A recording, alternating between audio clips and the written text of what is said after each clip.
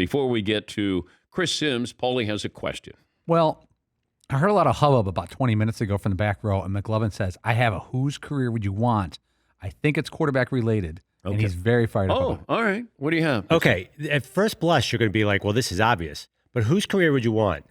Washington football quarterback Ryan Fitzpatrick or former Broncos, Bears, Dolphins quarterback Jay Cutler?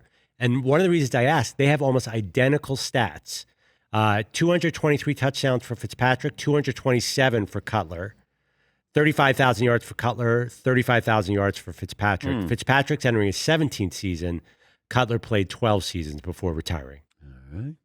Well, let me start there with Chris Sims.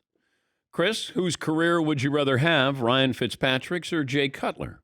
Well, that's a tough one. I mean, I guess let me just go through this with my thought a little bit. Cutler had certainly more high-end talent and did bring a team to an NFC championship game. There's no doubt about that. But I guess I'd also look at it and go, damn, I'm better than what my career ended up really being. Maybe I should have had more success. So I think, I don't know.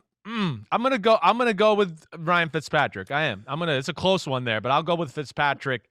I just give him a lot of credit for the fact that he's hung around, and really beat the doubters, and he's had some good moments and played some of his best football here at the end of his career.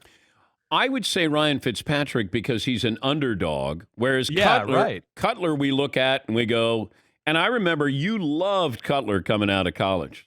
Right. And you liked him more than any of those quarterbacks, I believe. Right? Yeah, remember that? That was one of my first proclamations. I think, what was that? When I was like a weekly guest and I was down there in Tampa, right? And you were like, so who do you take, Matt Leinart or Vince Young? And I was like, neither. You take Jay Cutler, right? So I do. I remember that very, very clearly, and I took some heat from some of my Texas friends that day when I said that. Yeah, but Cutler feels like an underachiever, where Ryan Fitzpatrick feels like an overachiever. Agreed. I'm with you there all the way.